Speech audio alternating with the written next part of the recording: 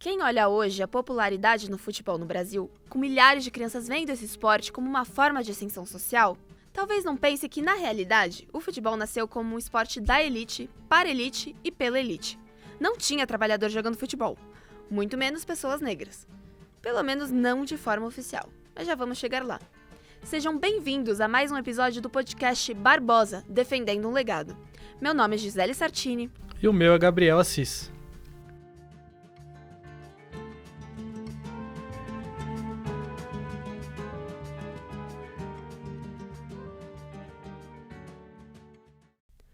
O futebol moderno nasceu na Inglaterra, em meados do século XIX. E um dos responsáveis por propagar o esporte no Brasil foi Charles Miller. Miller era um estudante paulista descendente de ingleses. E após uma década estudando na cidade de Southampton, desembarcou no Brasil em 1894, trazendo consigo uma bola de couro e o livro de regras do Football Association, entidade que controla o futebol na Inglaterra.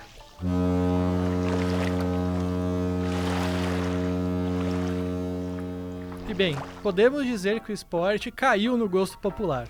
Em pouco tempo, os clubes, naquela época dedicados principalmente a esportes como remo, cricket e corrida de cavalo, começaram a abraçar também o futebol, que era a grande novidade vinda da Europa.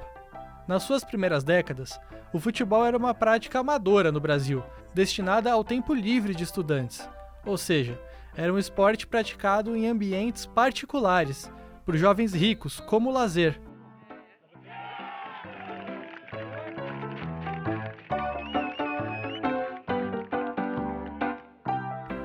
Os torcedores acompanhavam as partidas vestidos a caráter, com roupas sociais, ternos, vestidos feitos sob medida e lenços para saudar os atletas.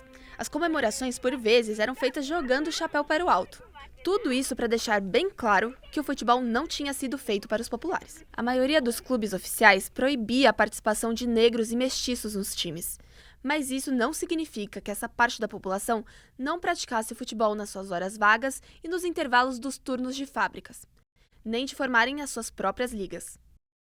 Assim, o futebol oficial, né, ele é inventado, né? Então, assim, essa narrativa de que o Charles Miller, ele é o pai do futebol brasileiro, isso é uma invenção, né? Uma invenção dessa própria elite que não quer ter uma origem, digamos, menos nobre, né, para esse esporte que colou na identidade nacional do Brasil justamente nos anos 30 ali.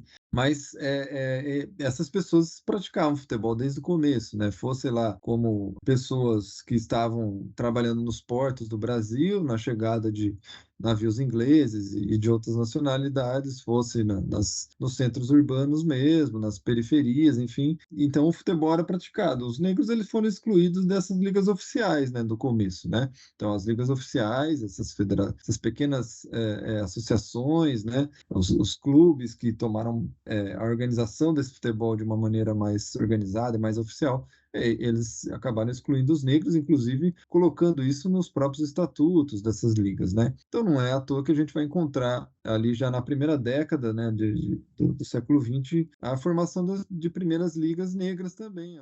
Quem está falando aqui é Marcel Tonini, pesquisador e historiador do Museu do Futebol. Mas como essa integração foi feita? Como se quebrou esse paradigma? Bom, não existe uma data exata, nem um tratado ou um aperto de mão que afirmasse que o futebol seria um esporte minimamente democrático. Tudo indica que esse foi um movimento gradual, lento e fruto da luta e persistência dos próprios jogadores da classe trabalhadora. Rio, em São Paulo, Salvador, Porto Alegre, enfim, essas ligas vão se formando porque essas pessoas não ficam à mercê da vontade dos outros, né? Então elas também praticam futebol, não pode jogar né, na pé, então a gente vai formar uma liga varziana aqui e vamos jogar aqui, né? E é evidente que essas ligas, né, a revelia do que queriam os seus organizadores, né, diretores, elas têm relação, né? Então, se um clube de menor expressão que consegue chegar numa liga oficial, ele tem relação com outros times, né? Varzianos, suburbanos, né? E é evidente que, né, os jogadores negros que estão ali falam, bom, vem jogar aqui, né? Paga um pouquinho mais aqui, né? Porque numa época amadora, né? Te ofereço uma condição um pouquinho melhor e tal. Então esses negros eles vão adentrando de uma maneira até, digamos assim, orgânica, né? Embora tenham momentos de tensão, né? Então assim, eles vão entrando né, nesses clubes, e aí vai tendo os enfrentamentos, os clubes de elite se negam a jogar, enfim, né, esses embates políticos eles perduram por anos ali até, de fato, a oficialização do profissionalismo, né, no futebol brasileiro. Então, assim, é muito fruto da luta dos próprios negros, né, de forjar esse espaço para si próprio, uma sociedade que há poucas décadas saiu da escravidão, né, e que esses negros estavam abandonados pelo próprio Estado brasileiro, né? Então, Esse processo também é explicado no artigo A Lenta, Gradual e Penosa Democratização Social do Futebol, o negro no futebol brasileiro. O texto foi publicado no jornal A Gazeta Esportiva.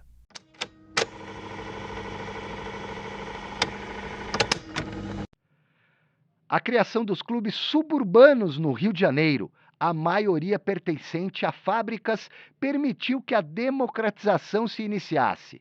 Os operários dessas fábricas, negros em boa parte, começaram a integrar os respectivos clubes, ensaiando os primeiros pontapés na bola. Em São Paulo, entretanto, o futebol continua elitizado, restrito aos brancos ricos. Meio à espreita, assistindo aos jogos em cima de muros, a camada mais pobre da população foi tomando gosto pelo, à época, esporte bretão. As crianças faziam bolas de meia, sonhando com seus ídolos, tentando imitá-los. Entretanto, a democratização foi lenta, penosa, gradual. Não era fácil penetrar naquele círculo fechado. Jogar pelos clubes mais famosos era uma aspiração que tinha todos os sintomas do sonho. O amadorismo era uma arma contra a entrada de negros no futebol. Jogadores brancos, na sua maioria estudantes bem alimentados, tinham mais chances do que os negros, que trabalhavam o dia inteiro e eram subnutridos. A democratização maior acabou vindo com a profissionalização dos jogadores. Teoricamente, agora as chances seriam quase que as mesmas.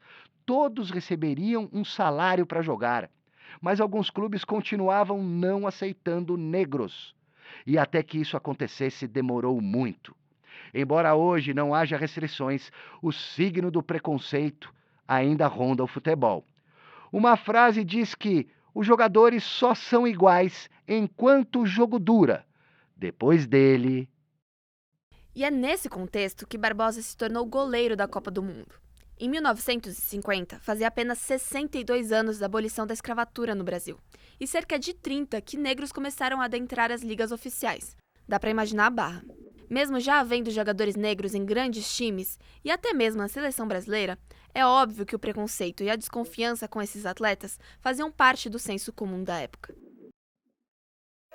Não, ser jogador de futebol profissional, de um modo geral, não é bom, pois o jogador tem passe preso, concentrações alongadas, excursões intermináveis, o que totaliza com que o jogador se torne um escravo do clube e das vontades dos dirigentes e dos seus clubes. Encontramos muitas vezes dirigentes que nem sempre veem a dificuldade com que os jogadores encontram na vida para se dedicar de corpo e alma ao clube, e esses dirigentes não dão o devido valor ao atleta. Essa voz que você acabou de ouvir é do Zósimo, ex-jogador do Bangu e da Seleção Brasileira, retirados dos arquivos da TV Gazeta. Preconceito não é como um botão que você liga e desliga a qualquer momento. As ideias racistas circulavam entre os dirigentes dos clubes, entre a população, entre a torcida e entre os comunicadores da época também. Era muito mais fácil você atribuir uma derrota baseada em um preconceito que já era aceito socialmente do que a falhas técnicas, um pré-jogo conturbado, ou que, na realidade, o futebol é assim mesmo. Um ganha e o outro perde. Foi um sofrimento desnecessário, porque se a gente tivesse jogado no tempo regulamentar, da mesma forma que jogou na prorrogação, que jogou na hora do gol, da morte súbita, do golden goal, a gente não teria ganho com facilidade aquele jogo? Teria. Mas há uma autossubestimação, não é? de que você pode ganhar a hora que quer. E aqui, voltando para a história do Barbosa. Além de falarem que foi um frango, uma falha, etc., começou a circular também uma teoria, entre muitas aspas, de que na realidade o problema era que o goleiro negro não prestava, que entregava fácil, não aguentava pressão e cedia. Em uma sociedade que viveu quase 4 séculos de escravidão muito recentemente, essa ideia pegou que nem pólvora e virou quase uma lenda, uma superstição do futebol, que perseguiu Barbosa e muitos outros goleiros que viriam depois dele no Brasil. Por muitas vezes eu já dei algumas declarações sobre algumas situações que aconteceram na minha carreira, né? E eu não podia falar o nome, porque se você não tem como provar, é muito complicado, né? Mas me acompanhou, sim. Eu já fui dispensado de alguns clubes por causa da minha cor, já deixei de fazer avaliação por causa de cor, né? Já fui Esse que está falando é o ex-goleiro Aranha. Minha cor também. Eu ouvi muitos conselhos no começo também, né? Pô, quer jogar no gol, mas você é negro, você é preto. Cara, goleiro preto não serve para jogar no gol. Eu tive que conviver com isso desde o início nas escolinhas aqui na minha cidade, de maneira amadora, até o fim da minha carreira. Isso me acompanhou de maneira muito presente e de uma maneira muito clara, muito nítida, assim, para aqueles que olhavam com sinceridade, até mesmo para aqueles que me perguntavam, né? E nós contamos, entre pretos e pardos. Atuaram no Campeonato Brasileiro da Série A em 2024 13 goleiros, considerando que são pelo menos 3 goleiros por time. E entre Copas do Mundo pelo Brasil, 7, sendo na maioria das vezes reservas e não titulares.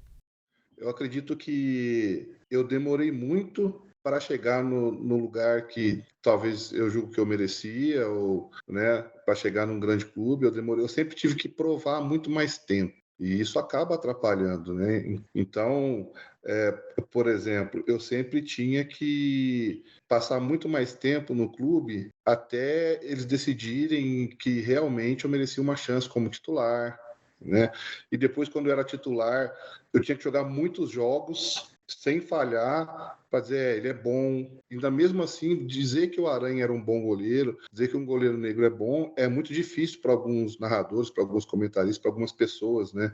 Então, você pega, por exemplo, um goleiro que não é negro, isso aconteceu várias vezes durante a minha carreira, eu percebia isso. Um goleiro que não era negro, ele tem o direito de falhar, ele tem essa liberdade, esse conforto, né? Então, ele falha uma, ele falha duas, daqui a pouco ele está falhando de novo, mas ele é bom, é só dar ritmo de jogo, é só ganhar experiência que ele vai dar certo e ele vai brilhar. E aí, nessa vai falhando, vai jogando mal, vai indo mais ou menos, chega numa final de campeonato, pega um pênalti, faz uma boa partida, aí tá vendo? Não disse que era só deixar jogar? E no caso do goleiro negro, é o contrário. Você vai bem, vai bem, vai bem, vai bem. No dia que você falha, eles vão dizer, lá, tá vendo? Eu não disse que não dava para confiar. Então, são maneiras diferentes de olhar para a mesma posição, que acabou lesando sim, me atrapalhando muito, eu acho.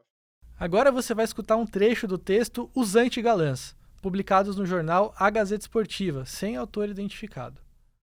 Veludo foi sensação do Fluminense na década de 50 e titular da Copa de 54.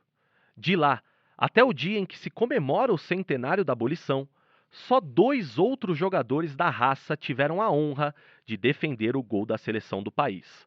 Barbosa, de triste memória na Copa de 50, e Jairo, de rápida passagem no começo da década de 80. Historicamente, a missão tem sido sempre confiada a goleiros brancos, absoluta maioria, e, queiram ou não, estereótipos questionáveis de segurança, brilho e perfeição. Mesmo nos clubes, a posição normalmente é preenchida com mais facilidade por homens altos, loiros e de musculatura invejável do que por cidadãos negros. Os que conseguem reverter este dogma quase sempre encontram barreiras enormes para se impor. É o caso, por exemplo, do alagoano César, que em pouco tempo oscilou entre a condição de vilão e herói no Corinthians. No mesmo clube, o enorme Jairo já chegou a ganhar maior projeção, mesmo tendo que conviver um dia com a suspeita, levantada pelo próprio presidente Vicente Mateus, de que se vendera numa derrota para o Coritiba em maio de 1980. Fato é que o Brasil, racista com a suspeita, levantada pelo enrustido, reservou o sagrado espaço do gol para as figuras tipo galã de cinema. Desde que moçoilas excitadas iam ao Mineirão para torcer freneticamente pelo Cruzeiro do belo Raul Plasman, essa tendência se consolidou. Loiro, olhos azuis, metido num berrante camisa amarela. Por que o goleiro tem que se vestir de negro? Perguntava ele, justificando o fato de escolher o amarelo para aparecer mais em campo. Raul abriu o processo de exaltação de galãs que conheceu o auge com Emerson Leão. Durante 15 anos, as pernas masculinas mais cobiçadas desse país. Brancas, por sinal. O que podemos dizer hoje é que depois de 50, criou-se um estigma em torno de goleiros negros, o que foi reiterado em grande parte por cronistas e jornalistas da época, como explica o professor e pesquisador Celso Zelt. Teve gente, inclusive, famosa e jornalista comentando o jogo, fazendo piadas do goleiro negro, fazendo análise técnica em cima do fato do goleiro ser negro e não ser confiável. Gente muito conhecida e que já faleceu, portanto não cabe a gente aqui estar dando nomes, mas gente que ficou muito famosa, inclusive como humorista também, porque estava fazendo comentários de futebol e falou isso. Tem textos dele dizendo isso sobre não confiar no goleiro negro. Então foi para além do Barbosa, né? Mais do que o Barbosa, isso atingiu toda uma série de pessoas, né? Todos os negros e todos os goleiros negros. Então, isso acho que teve um peso bastante significativo. Se o Barbosa não foi o maior injustiçado, com certeza está aí num top 3. Houve até tentativas de estudos científicos, entre todas as aspas do mundo, que se propunham a provar algum fundamento biológico nesse fato. Havia muita discussão sobre o goleiro negro, e na seleção brasileira, isso até 1958, quando o Brasil é campeão, tendo inclusive como uma das suas principais estrelas, se não a principal, um negro, que era o Pelé. Até ali existem indícios, existem histórias de relatórios psicológicos a respeito da fraqueza dos jogadores negros na hora da decisão. Isso ganhou muita força depois da derrota na Copa de 50. E aí entra o Barbosa nesse caldo todo. Não era algo pessoal contra o Barbosa, ao mesmo tempo em que era quando se tornou ele o grande vilão. Mas era uma coisa mais abrangente sobre a questão da fraqueza de espírito do jogador brasileiro na hora da decisão e principalmente se esse jogador fosse negro. Insisto, esse relatório nunca chegou a se comprovar a existência desse relatório. Mas, inclusive, houve matéria sobre isso. Carlos Maranhão, pai do Thiago Maranhão, fez uma reportagem sobre isso para a revista Placar nos anos 80. A busca desse tal relatório da CBD, coisa oficial da própria CBD, e tentaria provar que os jogadores negros não tinham a mesma força na hora da decisão. Felizmente, toda essa bobageira acabou quando o Brasil passou a ganhar os títulos mundiais que ganhou, principalmente por causa de um negro que era o Pelé, além de outros, como o Didi, os jogadores como o Garrincha, que tem uma origem indígena. E justiça seja feita. Não foi apenas Barbosa que sofreu racismo naquela final. Bigode e Juvenal também passaram por preconceito.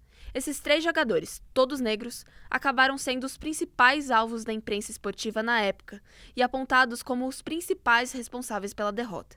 E na Copa de 50, não foi só o Barbosa que acabou levando a culpa, né? Os jornais da época, os comentários, eles colocaram exclusivamente a culpa em cima dos negros, porque diziam que eles jogavam de maneira, não é nem amadora, mas selvagem, digamos assim, não tinham disciplina tática, e só que o maior problema foi a imagem do gol que o Barbosa tomou, ela passa a vida inteira eu tenho 42 anos, eu vejo essa imagem sempre da Copa de 50, quando vai falar, mostra esse gol, não mostra outros lances, a gente não vê passando outros lances, outros gols, como que foi, ficou muito marcado durante muito tempo, e isso agora que as coisas têm dado uma invertida com a força da internet, que a gente não fica tão refém de poucas mídias, né? Então acho que a imagem do Barbosa sofrendo gol é um fator que acabou prejudicando muito a carreira dele e depois os outros negros que vieram depois dele, né? E ao olhar para as Copas em que a gente perdeu, e é evidente que a gente perdeu mais do que ganhou, mas assim, ao olhar para essas Copas, e para as crônicas esportivas da época, a gente percebe um peso diferente quando se trata de um jogador negro num lance decisivo ou de um jogador branco num lance decisivo, né? Então, assim, isso ninguém culpou Ninguém culpou o Zico, né, por ter perdido o pênalti em 86, da mesma maneira que o Barbosa, porque o Barbosa talvez não defendeu uma bola que poderia ter sido defensável. Nessa trajetória, o que aconteceu com o Barbosa, essa leitura enviesada que foi feita, né, do lance, isso contribuiu, né, infelizmente. E, infelizmente, esse estigma, somado ao racismo que foi imputado à derrota de 50, perseguiu Barbosa pelo resto da vida. Mesmo sua carreira tendo continuado, mesmo ele sendo um goleiro prestigiado e admirado por muitos colegas. Com o tempo, tudo isso foi se apagando e deixando espaço para a fatídica final de 1950. Assim, as narrativas mnemônicas que relembram o racismo da sociedade brasileira através da falha de Barbosa devem ser destacadas. Tais narrativas devem ser entendidas como pontas de um iceberg. Aquilo que emerge e aparece na superfície permite levantar questões mais amplas que estão abaixo do nível do mar e acabam por formar condições para que o submerso seja revelado. Existe uma forma de comunicar o racismo submerso na sociedade brasileira, que, por sua vez, opera com uma lógica própria de inclusão e exclusão. E é a partir desse sistema que podemos entender a denúncia de textos acadêmicos sobre o modo de exclusão desse racismo. Ora, parece que estamos realmente lidando com uma forma particular de racismo, o racismo à brasileira, que se caracteriza pela coexistência de dois movimentos contraditórios, a inclusão e a exclusão. A coexistência desses dois movimentos permite-nos compreender os resultados de uma pesquisa realizada em 1988 em São Paulo, na qual 97% dos entrevistados afirmaram não ter preconceito e 98% dos mesmos entrevistados disseram conhecer outras pessoas que tinham sim preconceito. Essa narração é de um trecho retirado do artigo O que o brasileiro não esquece nem a tiro é o chamado frango de Barbosa. Questões sobre racismo no futebol brasileiro, escrito por Bruno Otávio de Lacerda Abraão e Antônio Jorge Soares.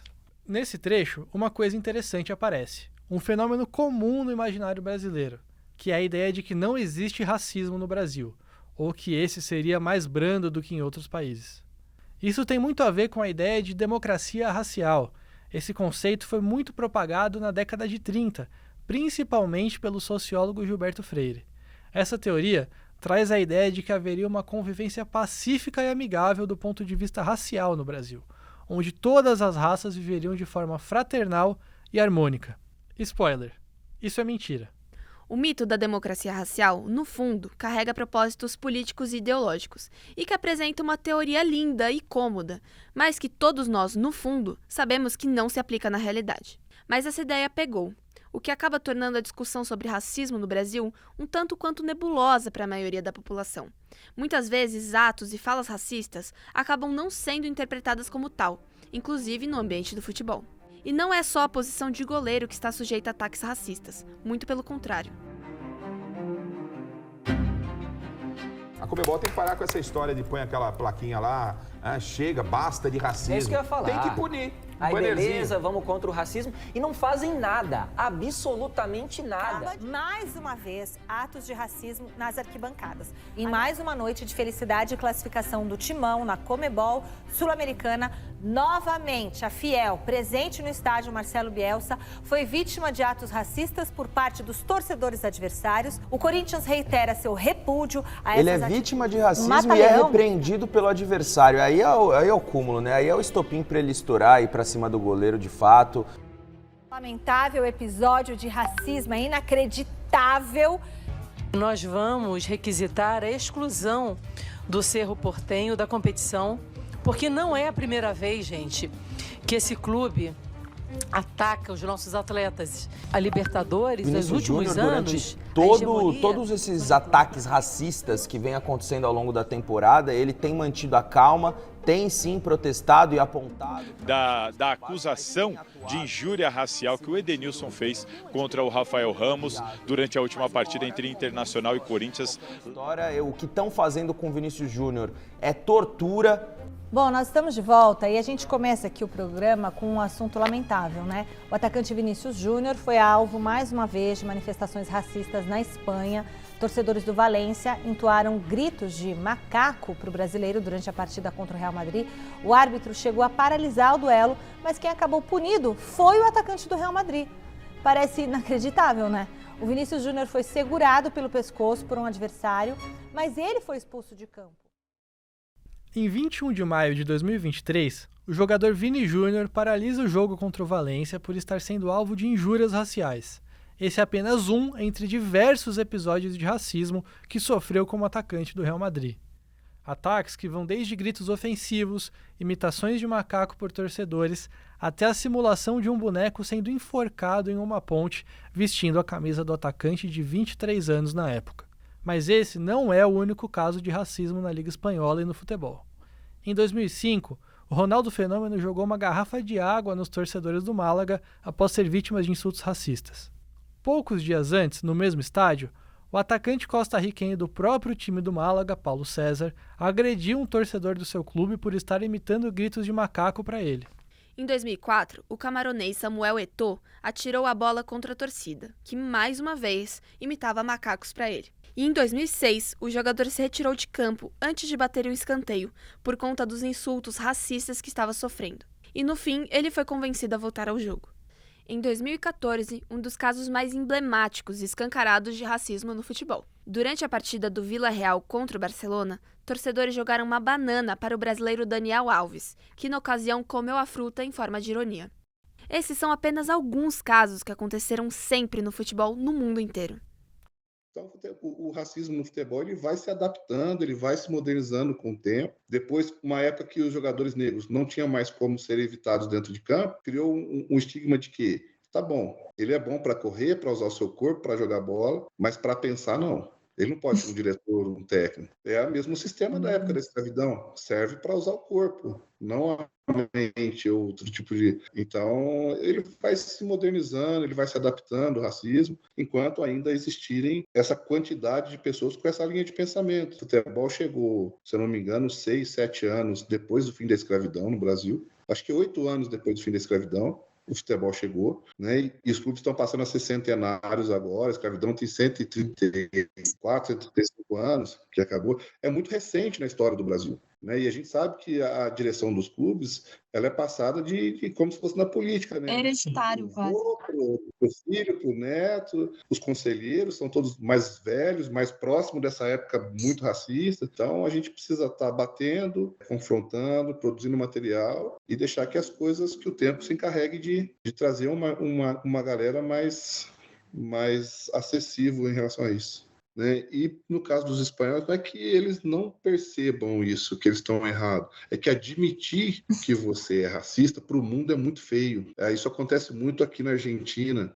Na Argentina é muito comum, né, esses ataques racistas. Eles se sentem muito à vontade para fazer isso lá, mas não querem ser expostos, não querem que o mundo saiba disso, né? Então, eles sabem o que estão fazendo, sabem muito bem o que estão fazendo, mas enquanto ninguém joga essa situação na mídia, coloca isso no ventilador, para eles está perfeito. Aí tirou da zona de conforto deles, aí eles não têm como, em vez de assumir, seria um prejuízo muito maior, eles preferem atacar, contra-atacar, né? Segundo o 10º relatório da discriminação racial no futebol, que mediram os dados de 2023, foram registrados 136 casos de racismo em partidas naquele ano, um aumento de 38%. Desde 2014, quando foi realizado o primeiro relatório, esse número aumentou em 444%. Mas esse número também se deve à conscientização das pessoas, que hoje denunciam mais do que há 10 anos esse tipo de comportamento. O que, de certa forma, ajuda a pensar que existe luz no fim do túnel e que, quanto mais debatermos o assunto, mais consciência irá se criar na sociedade. A juventude que vem agora tem uma mente mais aberta, já tem muito mais acesso a informações, às verdades, né? Então, vai continuar tendo uma galera com essa linha de pensamento que não fica só no futebol, para o dia a dia, para a vida, mas acaba levando para dentro de campo isso também. Né? O racista não vai deixar de existir, mas a grande maioria, o pessoal que comanda o futebol, que pensa futebol, que narra, que comenta, é uma galera que vai sendo renovada com mais informações e que já não acredita mais nesses estigmas, nessas lendas, nessas simpatias. Até mesmo na posição de goleiro.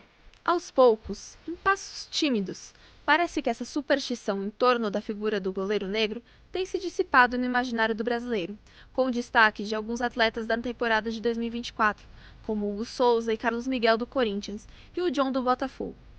Ainda são números pouco expressivos, mas talvez, de alguma forma, represente alguma mudança nesse cenário. Obrigada por nos acompanhar até aqui e nos vemos no próximo e último episódio do nosso podcast Barbosa, Defendendo um Legado.